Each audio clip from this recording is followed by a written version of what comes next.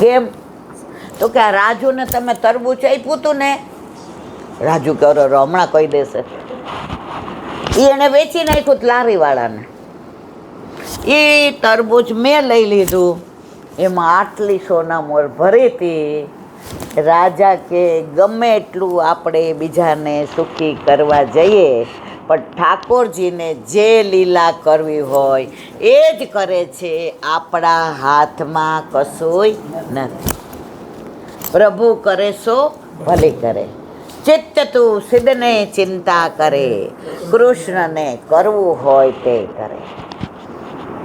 આપણે બોલીએ ખરા, પણ ચિંતા તો કરીએ ને મારવાલા. જો બધા હા પાડે છે. પાછું ચિંતા કરીને ખબર છે આપણું તો કશું ચાલવાનું જ નથી, આપણું ધાર્યું કશું થવાનું નથી. છતાંય ચિંતા તો એ જ કરીએ કે આ પ્રશ્ન જીવનમાં આવ્યો છે, ઉકેલાશે કે નહીં. ઉકેલવા વાળો આપણા ઘરે બેઠો છે, આપણે ચિંતા કરવાની જરૂર નથી. પછી એ દીકરીને પરણાવી, કઈ પેલી બાજુમાં હતી એને, એના ઘરે ગઈ. હવે એના રાજમાં એના આવ્યા પછી 3 વર્ષથી દુષ્કાળ પડતો હતો. કોને? આ બ્રાહ્મણની છોકરી જ્યાં. અને દીકરી જેવી ઘરે વહુ બનીને આવી અને પોંખા અને એણે ગામમાં પગ મૂક્યો, 14 ધાર વરસાદ પડ્યો અને દુષ્કાળ ત્યાં પૂરો થઈ ગયો. ત્યારે ત્યાંના પુરોહિતને બોલાવીને પૂછ્યું કે આ 3 વર્ષથી આ તકલીફ હતી ના? તો કે રાજાનું ધન તો કરનું હતું, પણ એ જેને દાનમાં આપ્યું હતું એનો જે અંદરનો શું વિચાર હતો બીજાનું સારું કરવાનો, એ આજે આજો વરસાદ પણ વરસ્યો. તો આપણે કોકનું સારું ઈચ્છશું તો એનાથી વધુ સારું આપણું થશે. પણ ઓલી વાર્તા નાના હતા ને જ્યારે ભણવામાં આવતું હતું, એક જણે બહુ તપ કર્યું એટલે ઠાકોરજીએ કીધું બોલ તું માગી આપું. ઓલો તો રાજી થઈ ગયો. એ કે વાહ, આ વાર્તા બધાય જાણે છે એટલે લાંબી નથી કરવી. એ કે માગ. ઓલાએ વિચાર કર્યો શું માગું? ત્યારે ઠાકોરજી કે તું જે માગીશ એનાથી ડબલ તાર પાડોશીને મળશે. સમજી ગયા ને? બધાને ખબર. આપણે એવા જોબરો ને આપણા કરતા પાડોશીને તો સારું ના જ હોવું જોઈએ.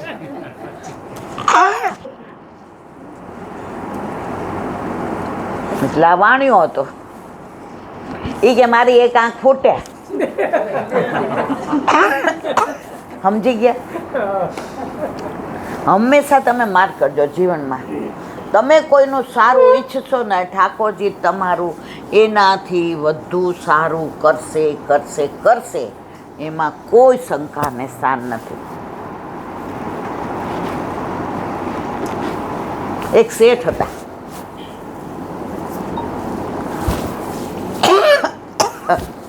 એને વિચાર આવ્યો કે આટલું બધું ધન છે, આટલા બધા હીરા મોતી માણેક છે, ખૂબ મંદિરો બંધાવવું અને અંદર ભગવાનને પધરાવવું, એટલે બધા રોજ પ્રભુ દર્શન કરવા જાય. એટલે એણે એના મુનિમજીને બોલાવ્યા.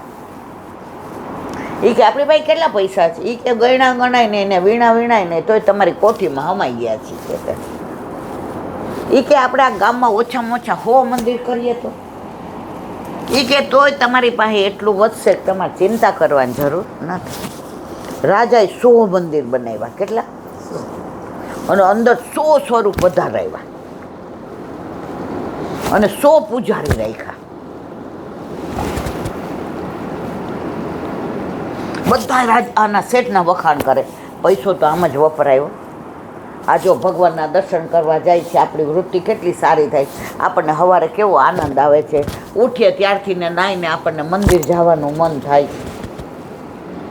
શેઠ કે હા, આ શહેરમાં એક માણસ એવું નથી જે મારા વખાણ ન કરતો હોય.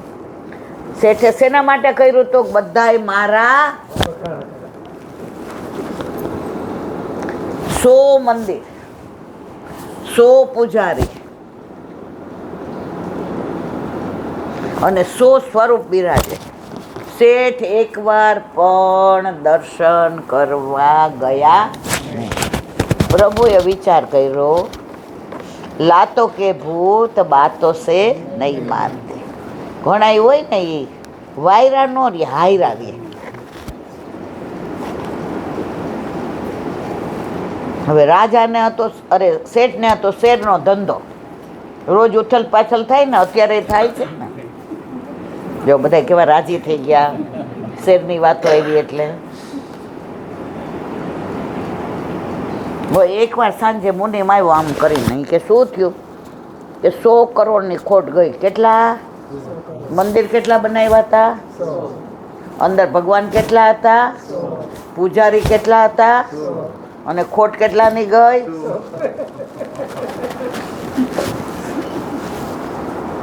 શેઠ આમ કરીને બેઠા. એ કે મુનિમ હવે કરશું શું? કે હવે તમારી આબરૂ ગઈ, દેવાળું ફૂકો. શેઠ ક્યાં 100 મંદિર પાછા આપણે વેચી નાખીએ તો? એ કે બુદ્ધિનું પ્રદર્શન ન કરાય. મંદિર કર્યા પછી ક્યારેય પાછું વેચાય? હવે મંદિર કોઈ વેચાતું રહે? આટલામાં તમે સાંભળો છે? આટલા વખતથી હું ને તમે છીએ, ક્યાંય સાંભળું? છાપામાં વાંચ્યું કે મંદિર વેચવાનું જ, હે મૂર્તિ વેચવાની જ?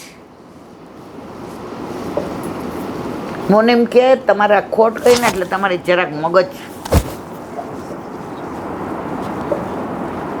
શેઠ કે કરવું શું? મુનિમ કે એક રસ્તો બતાવું. એ કે હું 100 મંદિર બંધાવ્યા, 100 સ્વરૂપ પધરાવ્યા, 100 પૂજારી. તમે એક વાર દર્શન કરવા ગયા છે? કયા મંદિરમાં કયું સ્વરૂપ છે તમને ખબર છે? શેઠ કે ના. મેઇન મંદિર છે ને એની આજુબાજુ બધાય મંદિર છે, તો આજે મેઇન મંદિરમાં જાઓ અને પ્રભુને વિનંતી કરો કે 100 મંદિર કર્યા, 100 સ્વરૂપ પધરાવ્યા, હવે મારે જરૂર કેટલાની છે? 100 કરોડ. શેઠ કે વાત તો નથી. આ મુનિમ તમારી ગણતરી એટલે કેવું પડે હોય, એમાં ને એમાં જ હું એ કે આટલા પૈસાવાળો થયો. મુનિમ ઘરે ગયા ને આખી રાત ઓલા શેઠને ઊંઘ ન આવી.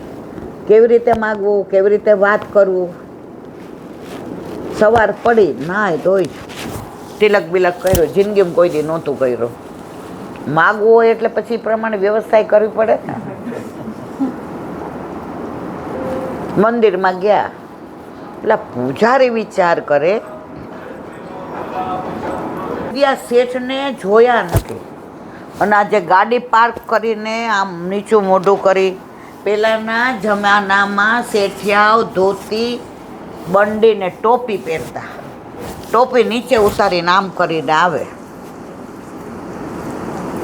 આવીને શેઠ ઠાકોરજીના સ્વરૂપ સામો જોઈને, ત્યાં આગળ એક ભિખારી ઊભો હતો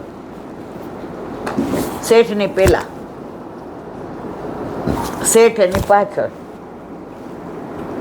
પ્રભુને કે ઓળખો છો ને, આ 100 મંદિર મેં જ બનાવ્યા છો, આ મારા પૈસાના જ બન્યા છે. મને જ આવો સારો વિચાર આવ્યો.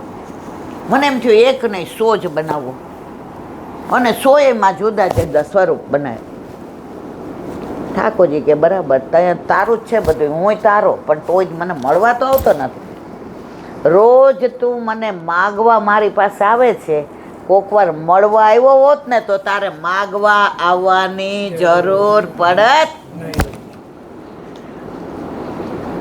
જો તું રોજ મળવા આવતો હોત તો તારે માગવા આવવાની જરૂર પડત નહીં. હવે શેઠ તો આમ ઉભા રહ્યા, તો લો ભિખારી હતો ને એને ખબર નહીં કે શેઠ પાછળ ઊભા છે. ઠાકોરજી કે આગળ નાનો ભિખારી ને પાછળ મોટો ભિખારી. સમજાય ને? બધાને સમજાય છે? ઓલો શું કે, હે મારા વાલા, રૂપિયાની વ્યવસ્થા સાંજ પહેલાં ગમે ત્યાંથી કરી દેજો. મારો એકનો એક દીકરો બીમાર છે. ડૉક્ટરે કીધું છે કે 100 રૂપિયા સાંજ સુધી નહીં ભરું તો ઓપરેશન નહીં થાય. ઓપરેશન નહીં થાય. મારા દીકરાને કાલ સવારે શું થશે મને ખબર નથી. તું તો દીનદયાળ છો, તું તો અંતર્યામી છો, તું તો દુઃખ હરતા છો. અને ભિખારી રોવે. હવે શેઠને એમ થાય કે આગો જાય તો હું મારી વાત કરું ને. સમજાય છે ને બધાયને? ઓલો જાય નહીં. શેઠને દાંત ચડી. ખિસ્સામાંથી 100 રૂપિયા કાઢીને લે જા. ભિખારી કે આપણે તો માગતા કેટલું સરસ આવ્યું. તરત પ્રભુ આપણા પર પ્રસન્ન. શેઠ કે તું આગો જાય તો મારો મેળ પડે ને 100 કરોડનો. હવે એ તો 100 રૂપિયા લઈને ભરી દઉં ને ચિઠ્ઠી લઈ આવું ને મારા દીકરાનું ઓપરેશન થઈ જશે ને દોડતો થઈ જશે ને પછી એ કમાશે ને પછી મારે રેકડી નહીં કાઢવી પડે ને પછી મારે ચંપલ નહીં સીવવા પડે ને પછી મારા ઓલો સ્વપ્નમાં આવવા માંડ્યો. હવે શેઠનો વારો આવ્યો. પ્રભુ ઠાકોરજી કે હું તો તને જ્યારથી મારાથી છૂટો પડ્યો ત્યારથી ઓળખું છું. તું મને ભૂલી ગયો તો 100 મંદિર બનાવ્યા પણ ક્યારેય મારી ઓળખાણ રાખી નહીં. આને 100 રૂપિયાની જરૂર હતી એ મેં આપ્યા. ઠાકોરજી કે સાચી વાત તે આપ્યા. હવે મારે 100 કરોડની જરૂર પડે છે. ઠાકોરજી સામે જોયું અને આમ મનમાં વિચાર કરે કે આજે તો સાંજ સુધી અહીંયા જ બેસી અને પ્રભુને પ્રાર્થના કરવી છે, પ્રભુના ગીત ગાવા છે, પ્રભુની પ્રાર્થના ગીત કરવી અને જે સરસ આમ પ્રભુની સામે જુએ. એમ કરતાં 2-2.5 કલાક થયા તો થાકી ગયો. કોણ? શેઠ. અને એક ઝપકી આવી ગઈ. ઝપકી એટલે જોલું આવ્યું. એટલે ઠાકોરજી કહ્યું સાંભળ, 100 મંદિર કર્યા. આ નાના ભિખારીને તે મોટા ભિખારીએ આપ્યું. હવે 100 કરોડ માટે મારે મોટો તારાથી ભિખારી ગોતવો પડશે. સમજાણું કે નહીં મારા વાલા?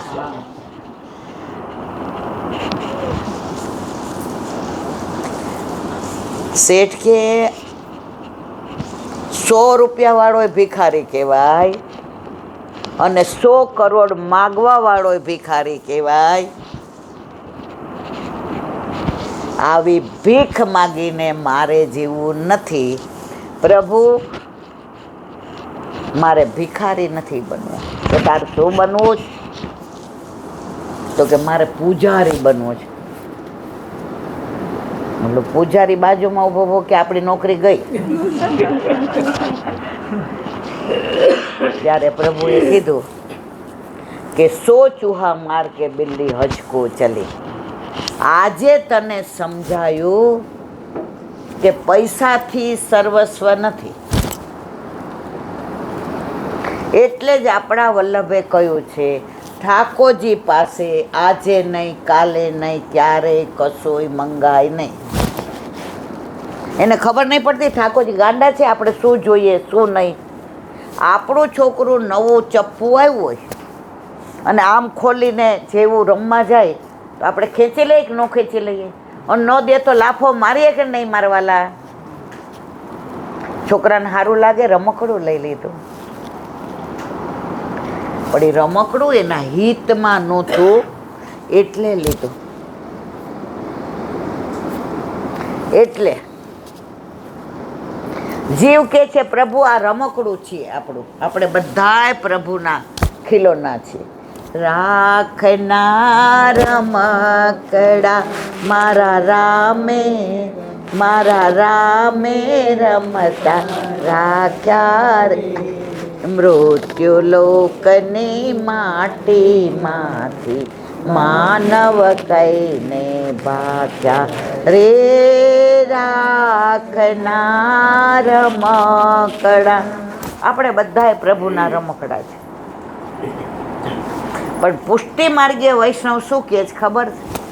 તું આ રમકડાથી ખેલજે, તું આ રમકડાને થપથપાવજે, તને ગુસ્સો આવે તો આ રમકડાને મારજે, તને આ રમકડું ન ગમે તો તું ગોદમાંથી ને નીચે રાખજે, પણ પ્રભુ એક જ વિનંતી છે, આ રમકડું બદલાવતો નહીં, આ જ રમકડાથી તું ખેલજે.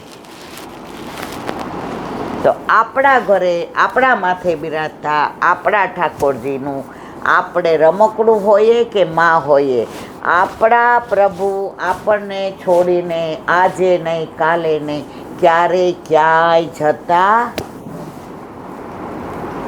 આઓના જેવું છે. એક ગુરુદેવ હતા, એના આશ્રમમાં બધા વિદ્યાર્થીઓ આવે, રોજ સરસ સરસ બધું શીખવાડે, જીવન કેમ જીવવું, હવે તો બહાર કેમ નીકળવું, સંસારમાં કેમ રહેવું, સમાજમાં કેમ રહેવું, સંસ્કૃતિને કેમ સાચવવી, પરંપરામાં કેવી રીતે જીવવું. હવે બધા શિષ્ય ગુરુથી બહુ રાજી હતા. હવે દિવાળી આવી એટલે ગુરુદેવે કહ્યું કે બધાય 15 દિવસ માટે દિવાળી કરવા ઘેર જાઓ. બધા રાજી થઈ ગયા કે ગુરુકુળમાંથી 15 દીની રજા મળવી. પણ ગુરુદેવે વિચાર કર્યો, આ 15 દિવસમાં બધા કેમ જીવે છે હું એકબીજાને પૂછીશ, એટલે ખબર પડી જશે કે મારા ઉપદેશની અસર કેવી થઈ છે. આપણે બધા સાંભળીએ છીએ મણ, પણ જીવનમાં કોણ જેટલું પણ ઉતારતા નથી.